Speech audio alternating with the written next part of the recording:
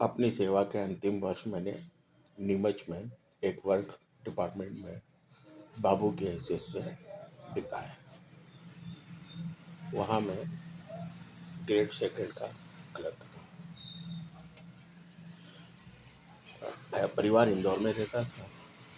मैं अकेला ही एक रूम जिसमें सारी सुविधाएं थी, फ्रिज, कूलर, पंखे, टेलीफोन, 2 कनेक्शन और खाना बनाने का पूरा सामान, गैस वगैरह। वर्क वर्क डिपार्टमेंट के 2 डिपार्टमेंट के वे डिविजनल अकाउंटेंट थे सिंह साहब। वे भी फैमिली ग्वालियर में छोड़ करके नीमच में अकेले अपने बंगले में रहते थे। हम दोनों के बीच एक सहज दोस्ती हुई विभाग में रहने की वजह से, और इसके बाद इस दोस्ती में एक महाराष्ट्रियन सब इंजीनियर भी जुड़ गया। फिर धीरे धीरे 2-3 ठेकेदार भी जुड़ गए और हम लोगों की महफिलें सजने लगी। किसी न किसी के घर रोज होती थी, क्योंकि वर्क डिपार्टमेंट में राजनीति होती ही है। तो जब भी कोई इसमें का मसला होता था तो ये सब इंजीनियर और पीए साहब मेरे रूम पे आ जाते थे, क्योंकि एक 2 पोल एक कनेक्शन थे, फोन के 2 कनेक्शन एक ही नंबर से। तो एक पे वो बात करते थे और दूसरे से सब इंजीनियर सुनते थे, और कभी ठेकेदार को लगाते फ़ोन तो सब इंजीनियर बात करता था और डीए साहब सुनते थे। इस तरीके से सारी जानकारियाँ दोनों विभागों की हमें मिलती रहती थी। फिर रणनीति तैयार होती थी खाते पीते हुए, और मुझे भी थोड़ा बदलाव हो जाता था। ऐसे ही दौर चलते रहे। एक रोज़ डीए साहब के यहाँ देर रात पार्टी करके थोड़ा ड्रिंक वगैरह ले चुके थे। मैं लौट करके अपने रूम पे जैसे तैसे गाड़ी स्टैंड पे खड़ी थी, ताला खोला और भीतर आकर के थका हुआ और नींद से भरा हुआ था, दरवाजा बंद किया और जूते सहित ही सो गया। लगभग 3-3:30 बजे के करीब फोन की घंटी खनखना उठी। मैंने फोन उठाया, वहां से कोई आवाज नहीं, सिर्फ सन्नाटा। फोन बंद हो गया। क्योंकि नशा मेरा हिरन हो चुका था और नींद की खुमारी भी खो गई थी। मैं लेटा हुआ था कि यार ये क्या मामला है। अचानक फिर फोन की घंटी बजी। मैंने फिर रिसीव किया। कुछ देर तो वहाँ कुछ भी नहीं, आवाज़ आई। मैंने बोला भैया कौन हो, बोलो तो सही कुछ। फिर वहाँ से सिसकियों की आवाज़ आने लगी, किसी लड़की की सिसकियों की आवाज़ थी, युवा आवाज़। मैडम क्या हुआ, आप ऐसा क्यों दुख मना रही हैं, कुछ बताइए तो सही। फोन बंद हो गया। अब मैं और बेचैन। सुबह की लालिमा उभर आई थी और मैं खिड़की के पास बैठा हुआ था, कुछ बेचैनी सी महसूस हो रही थी।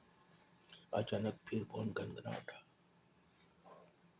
वहाँ से सुबह की मधुर आवाज़, यानी चिड़ियों की और पंछियों की अलग अलग कलरव बहुत सुंदर आवाज़ आ रही थी। उसने बोला हेलो, आप मुझे जानते हैं? मैंने बोला नहीं मैडम, मैं आपको नहीं जानता, मगर मैंने आपको देखा है। बोले ऐसे कैसे देखा है? आप मंदिर में आए थे, हमारी मुलाकात भी हुई थी। अरे मैंने बोला यार ये क्या बात है। बोला कहाँ की बात कर रही हैं? उज्जैन मंदिर में। और फिर आप वापस चले गए बगैर कुछ बोले। आपने अच्छा नहीं किया, जबकि मैं आपसे मिलने के लिए ही हम लोग आए थे मेरे माता पिता के साथ, और आपने उपेक्षा करके हमें नेगलेक्ट कर दिया। फिर फ़ोन बंद। मैं याद करने की कोशिश कर रहा था कि मैं कहाँ मिला हूँ इस भाई, मेरे को तो कभी मालूम ही नहीं, और मैं नीमच छोड़कर कभी कहीं गया भी नहीं। फिर इसी तरीके से दूसरा दिन हुआ। दूसरे दिन भी रात को 2-2:30 बजे करीब फ़ोन की घंटी गनगनाई। मैं बोला, मैं आपको जानती हूँ।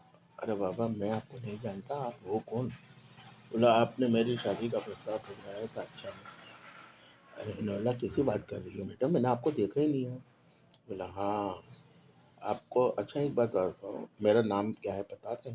बोला, मैम तुम्हारा नाम नहीं पता? अच्छा कोई अच्छा सा नाम बताओ। बोला, कोई किसी ज़माने में कोई अच्छा लगा हो, कोई प्रेमिका रही हो। बोला, एक बाल सखा थी उषा। हाँ मैं आपकी वही उषा हूँ, करके मुस्कुरा कर हंसती हुई फ़ोन रख दिया। बोला, यार ये किस प्रपंच में पड़ गया, मैंने भी फ़ोन रख दिया। अब मैं घबराने लगा, रोज रोज फ़ोन आने लगे, कभी सुबह तो कभी रात को। मैं बहुत परेशान और डर गया। बोले, यार ये किस आत्मा के चक्कर में तो नहीं पड़ गया मैं? ये सिलसिला कई दिनों तक चलता रहा। और क्योंकि हमारे डीए साहब और सब इंजीनियर साहब और ठेकेदार लोग आते रहते थे, जब सब लोगों के जाने के बाद हमारे सब इंजीनियर थे जो महाराष्ट्रियन, मैंने उनसे राय ली। बोले, यार ऐसी ऐसी बात है। तो बोला, अगली बार आओ, जब फ़ोन आए तो मेरे को बताना, मैं भी सुनूंगा। बोले, ठीक है, मगर मैं अभी इंदौर जा रहा हूँ, क्या करूँ? तो अरे अपने मोबाइल पे डाइवर्ट कर लो ना। मैंने कहा, मेरे को नहीं आता है। तो उन्होंने मेरे मोबाइल पर उस फ़ोन को डाइवर्ट कर दिया।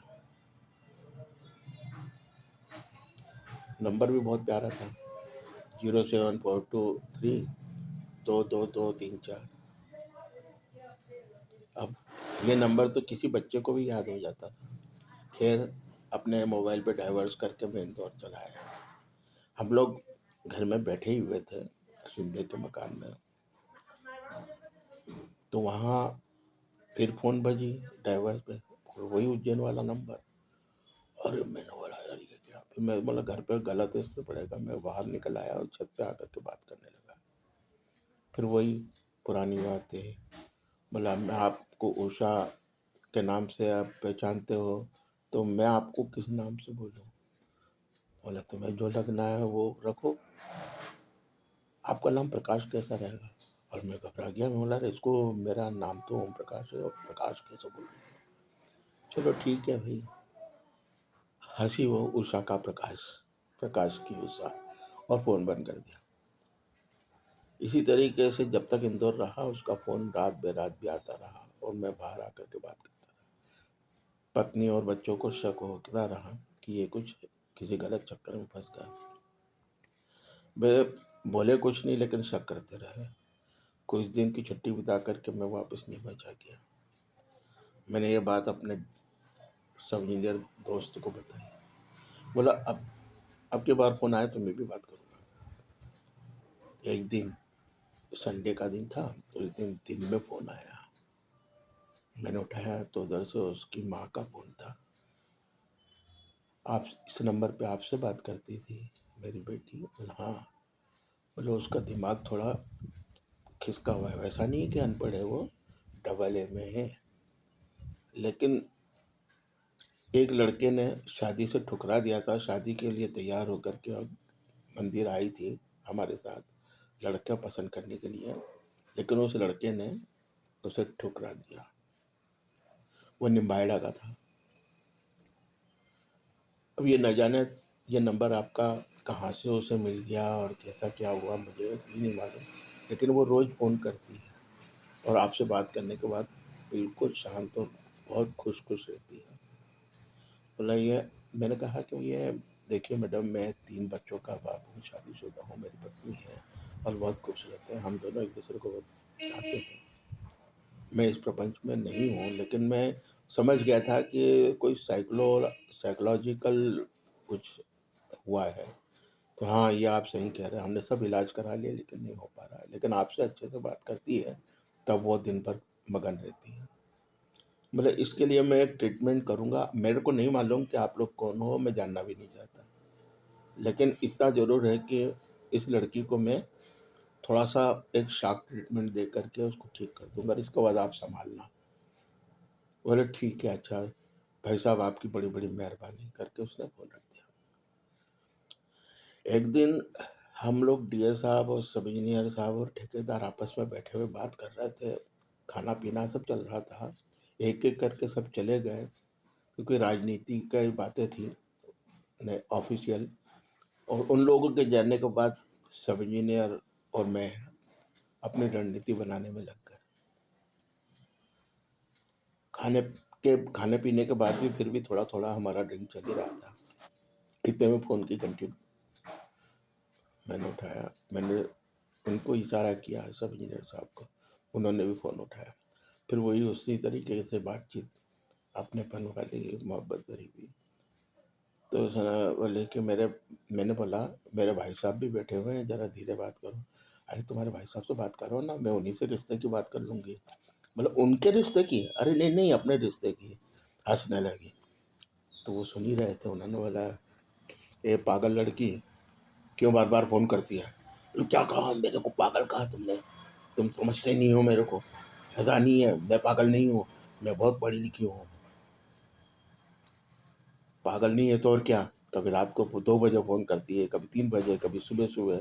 ये क्या पागलपन नहीं है तो क्या? जानती है तू इनको?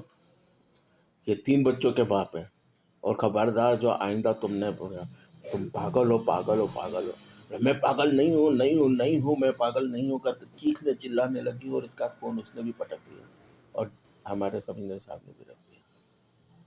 और मैंने बोला, "यार सर, ये आपने अच्छा नहीं किया यार, उसके ऊपर शॉक, मतलब इसी से ही ठीक होगी है, देख लेना अच्छा।"